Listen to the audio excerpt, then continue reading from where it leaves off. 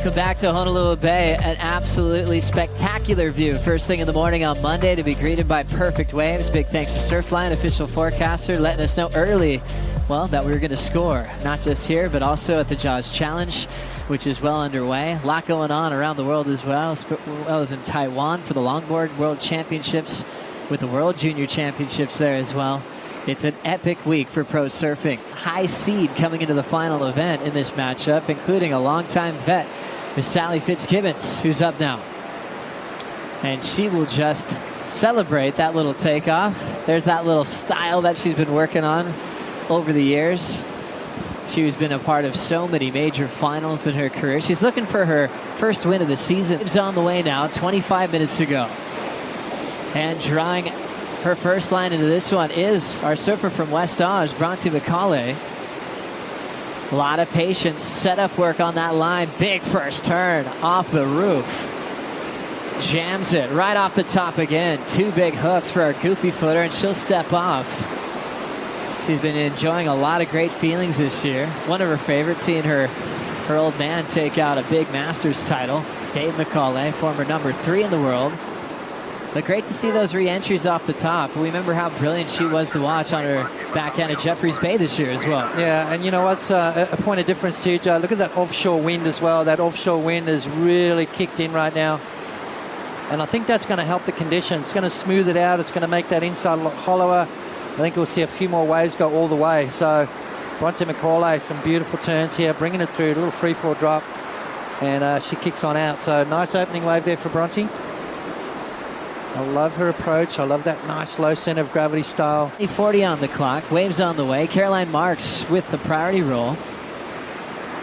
Obviously getting a lot of coaching work from Mike Parsons, who's very busy with the event going down at Jaws. Caroline showing some speed off the bottom. Clean re-entry. So throwing some water to the sky. Real critical section for Caroline. Pulls it. And she'll ride free. Two-turn combination. We'll compare that to Macaulay's. Yeah, just so solid, isn't she? You take off at Honolulu Bay, you kind of want to almost slow yourself down straight into it. On the flip side of the coin, maneuver base here for Caroline. Nice low. She opens those shoulders, bangs it up through the lip. Critical maneuver there for Caroline. And then decides to straighten out. And fitting into the mix quite well. Locking in this takeoff is Sally Fitzgibbons. Pulls under the hood. Just a quick one there. Looks like she'll stretch this one out and be forced to kick out there. So Fitzgibbons wanted to get barreled on the takeoff. Looked like she set it up well, but didn't really get as deep as she would have liked on that effort. What happened on this one? Yeah, well, this is a beautiful angle right here. I think had she taken off and slid straight into it, we would have seen a beautiful tube ride for Sally.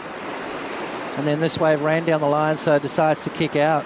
Sometimes that anticipation where it goes from this sloped out powerful wave to that bowl can surprise every surfer on tour. Watching this now with Bronte Macaulay. Clean arc. This is where it's got that nice slope, channeling that line well, bowling up quickly, and she hammers it. Wow. So had the tempo and pace to be where she needed to be at the right time for that critical finishing move. You know what, Honolulu Bay is in that same category as Jeffreys Bay, where it's an easy wave to surf, but it's a hard wave to surf good. You end up just standing there doing nothing. So to surf this wave at a high level and perform highly on it is a difficult thing to do. Beautiful snap there from Bronte, but this next maneuver, this is critical. Jams it up under the lip, bit of air under the board, free fall drop, and that thing unloads on the reef there. So Bronte deciding to go for maneuvers. Could she have got barreled? That's the question. Had she sacrificed that turn and pulled in, that thing went square, but whether or not that opened up at the end, that's another question. But nice end maneuver there for Bronte Macaulay, and she's going to back up that 4.67. Here she's got the first priority. Is she going to opt to go? Looks like she's up and running. Now rolling in with Sally Fitzgibbons.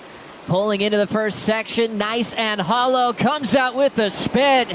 And absolutely soul arches into the open face. Down carve, just saying thank you very much, Honolulu Bay. And thank you very much, Martin Potter, for the prediction on the tube ride. One of the best rides of the day. Don't you love it when things work out like that?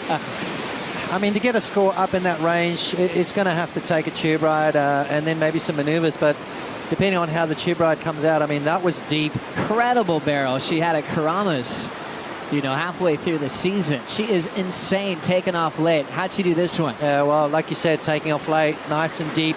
And then backdooring it, coming through that section, up and over the foam ball. And then she came out after the spit, which is incredible.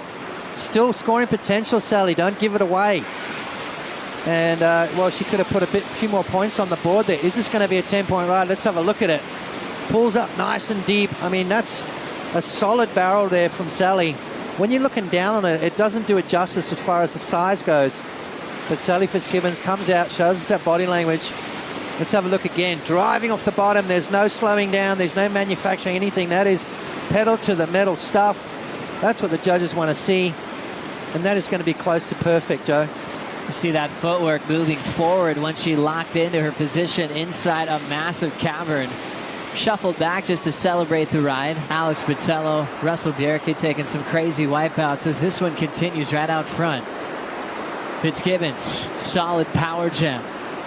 Looking for just a 2.23, two-turn combination there to get the score quickly to get the lead off Bronte. Well, that was smart. That was experience. That's just being a veteran on tour, knowing, okay, I've got that 967. How many times you sit out the back and wait for another one and it never comes? So Sally there just showing some experience. And that's what you got to do, Joe. Just keep that ball rolling, even though it was a smaller inside wave. A couple of big turns from Sally. Beautiful jam in the pocket. See this wave hit the reef nicely, so it allowed her just enough time to fit in 2 turns. Not a massive score, but it's going to put her in that number 1 spot. Take a bit of pressure off her. But that 9.67, what a wave. Gliding in beautifully is Caroline Marks from Florida. There's that clean arc, nice easy pace. Drawing some Aki-esque lines off the bottom and drilling it vertically off the top. Timing that one so well with that wrapping turn. Nice finishing hack. And we've got people celebrating that ride with the Jeep Wrangler horn going off up on the bluff there. That was great timing for Caroline Marks. Yeah, I'd celebrate that as well. Let's have a look at it, though. Good solid wave here from Caroline, which actually opens up those shoulders. Beautiful carving maneuver, setting it up, taking her time. So experienced for such a young lady. And there's that critical backside hook. Wow, so a 7.83 required by Bronte, a 9.11 required by Caroline. I don't think it's 9.11, but it's going to chip away at that lead and put herself right back in the mix, Joe. Seconds before we close out the opening round of the Beachwaver Maui Pro, and Sally Fitzgibbons will take top honors in a well-deserving way, giving us the high number of the day, a 9.67 with a beautiful tube at Honolulu. Backed it up with a 4.93 to go right into the 3rd round of competition.